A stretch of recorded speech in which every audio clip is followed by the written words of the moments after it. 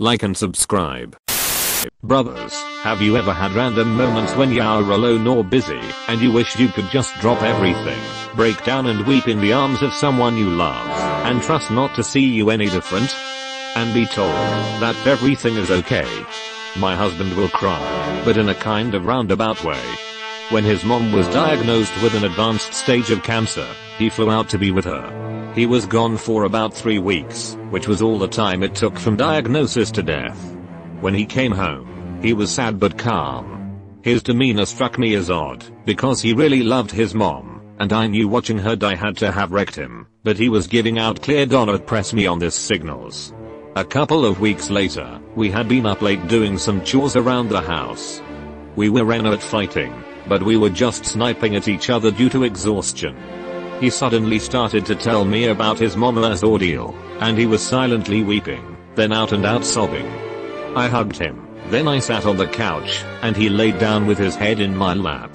He told me a little bit more about it, then fell sound asleep. 4x a year, usually around the time my wife died, but she's not around anymore. And there isn't anyone I'd trust to be that vulnerable in front of them. Yup, every day, but I just can't trust someone with something like that. It would just bother them.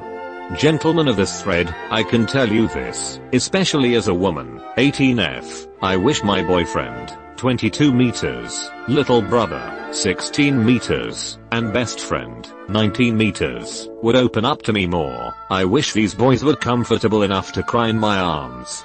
It is never embarrassing to show emotion, no matter what our dads taught us. You are no less of a man for feeling things.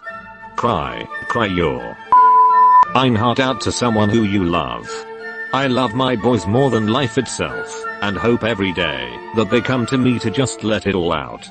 Life is hard, man. I learned from letting my own emotions out to my boys, that they care and love me. It was scary, but they were there for me. So just go for it, hug, kiss, love, cry, whoever you can, whenever you need it. Women especially understand crying, even for no reason, lol. Reason or not, you deserve to let those emotions out. So do it. Edit, there is someone in the comments telling me that I'm victim blaming, and that I'm only hurting men more, and blaming male children for how they are raised, and I want to make sure that I'm not doing that. Please tell me if I have said something that is disrespectful or insensitive. I'm only giving my perspective, and I mean no harm, nor am I trying to invalidate any feelings that you all may have. I actually had to do this finally just a few months ago. Granted, I was fortunate enough to have a good friend, male here, friend as well, both hetero, who witnessed me slowly unravel in a conversation that started with typical banter and talking. An hour in, I was sobbing on his shoulder. Like I said, I realize I'm fortunate to have a non-relative brother like that. Hope you find, or decide on someone you can reach out to as well. Edit, typo.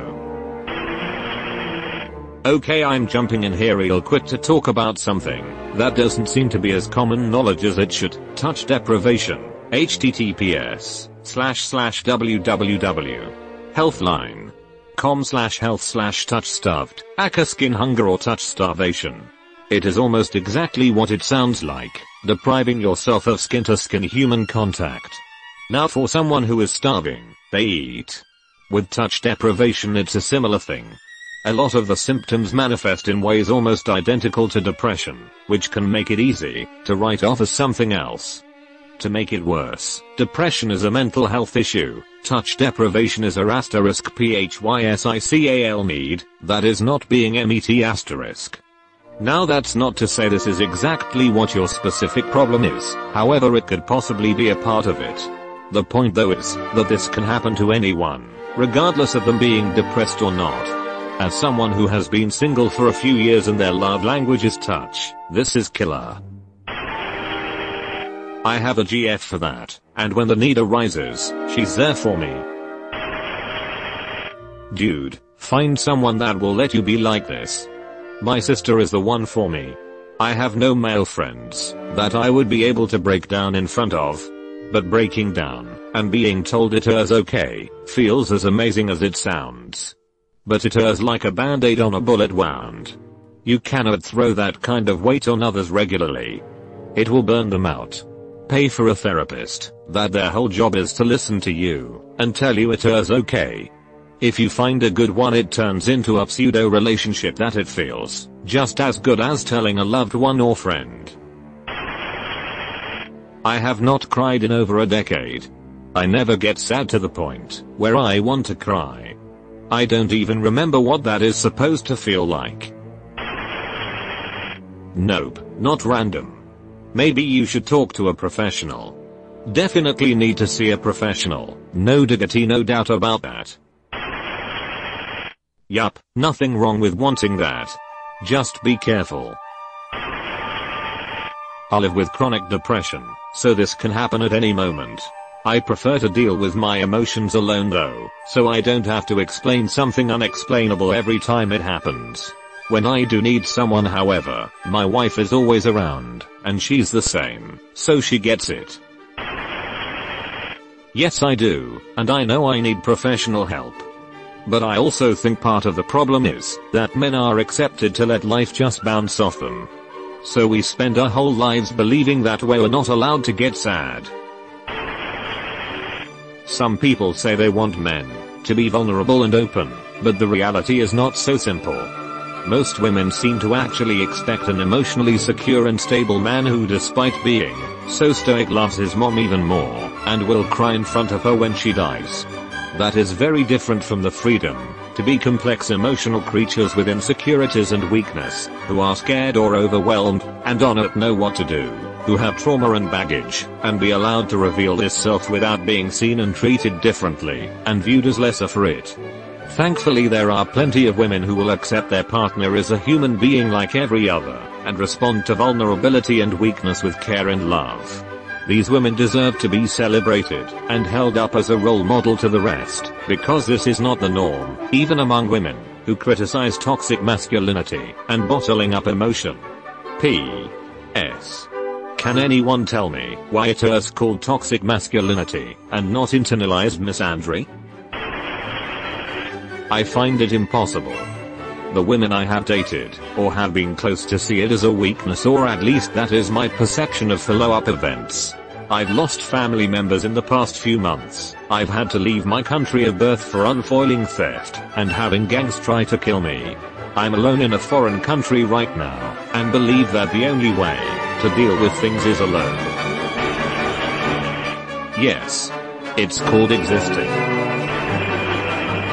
Oh sure, usually happens in the car for me. This is part of the reason why I do regular psychedelic healing sessions. Every time during the come up, I just weep for like 30 minutes, crying out all the I have been holding on to. It feels amazing. I'm a lonely crier. I've been the strong shoulder to cry on most of my life. Truth is, I'm a sensitive guy and I've even cried about not having anyone to cry to. But I feel a guilt about showing it, case I'm the pillar people lean on when internally I just wanna cry with them. Nope, it wouldn't do anything good and people wouldn't even care anyway. A job is always a good distraction for me, and I always prioritize my job before anything else as a professional. I'll learn to handle my own breakdown myself. Relying on people would always disappoint you in the end. Deep down we are selfish and insecure creatures. You've been visited by the ghost of a very important man. Pay your respects by liking and subscribing, and he'll grant you 3 weeks of good luck.